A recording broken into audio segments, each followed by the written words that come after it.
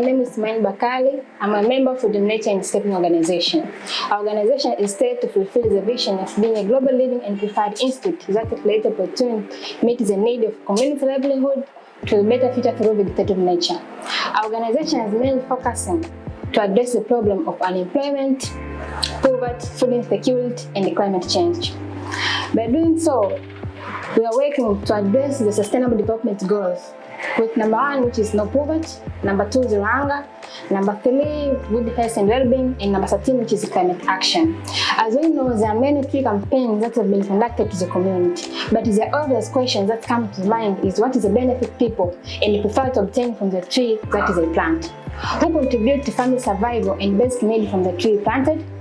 Who is responsible for the tree planted by the government or either government campaign program?